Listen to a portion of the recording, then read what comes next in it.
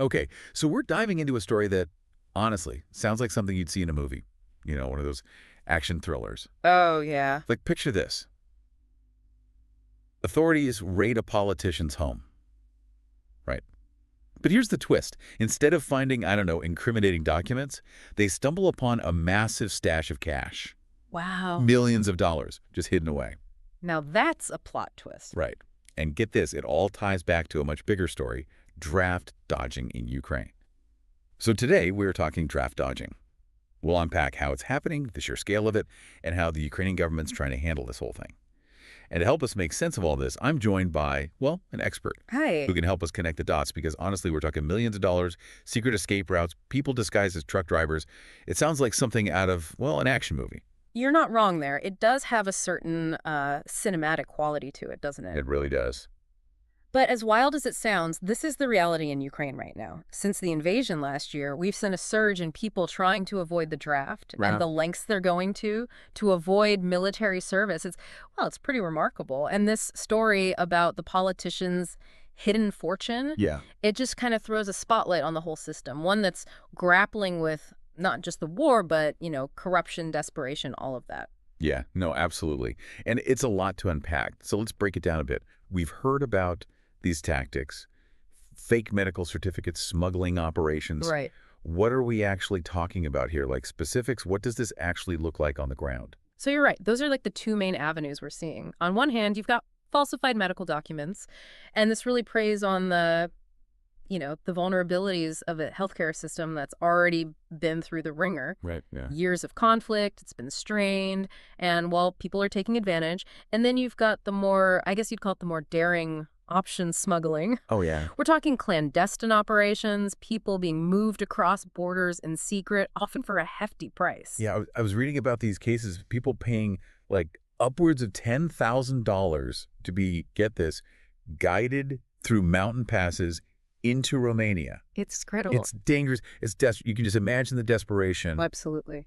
And then there's the, well, I guess the less physically demanding, but probably equally risky option of like posing as a truck driver to cross into Moldova. You got it. And the thing is, these smuggling networks, they're not, haphazard. This isn't a couple guys with a beat-up truck. Right. These are sophisticated operations. They have their routes, their words of communicating, ways to avoid getting caught. It's a whole system. Right. So this is organized. Very much. Like a business. Sadly, yes.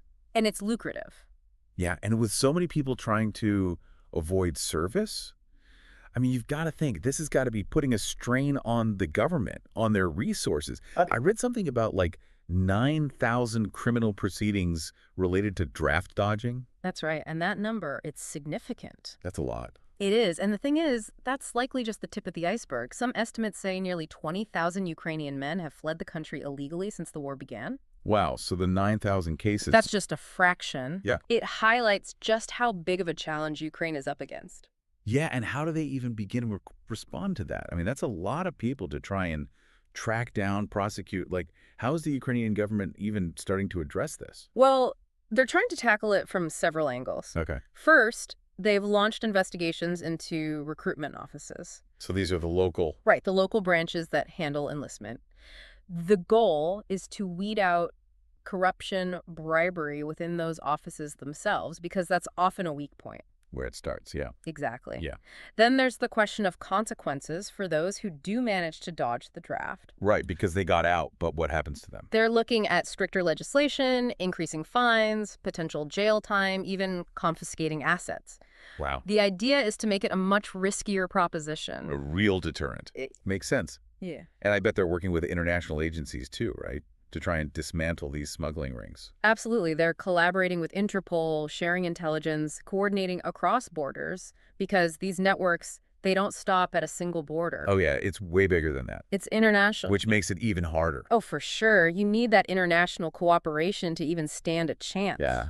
And it all circles back to that story we started with the politician and the millions of dollars. Yeah, talk about a bombshell. That wasn't just some random, coincidence, was it? Not at all. I mean, finding that much money, nearly $6 million, at the home of an official from Zelensky's own party. Yeah, his party. That raises a lot of questions. It really does, about how far this goes, how deep this corruption runs, Yeah. It does make you wonder about their commitment to tackling this problem. Right, because if it's happening within his own party. Exactly. On the one hand, it's a blow to Zelensky's whole anti-corruption platform, which, was a big part of his campaign. Right, right. But it's also an opportunity. If he addresses this head on, Yeah. he can prove this isn't just talk, that no one's above the law, not even people within his own circle. Right, right. And I feel like this whole situation really brings up a larger question, and it's one without any easy answers. How do you balance a country's need to, defend itself with the rights of its individual citizens, especially when you have so many people who are, willing to risk so much to avoid fighting? It's a tough one. It is. It's a real moral and ethical tightrope. And there's no easy answer, no playbook for this.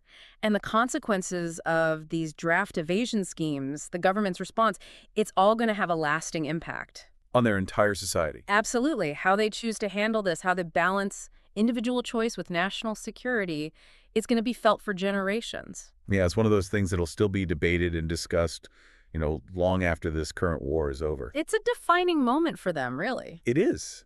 And it's a reminder that behind all the headlines, the statistics, there are real people making incredibly difficult choices, often in impossible circumstances. Absolutely. The human cost of conflict, it's so often overlooked. It is. It is. And this is just one example of that.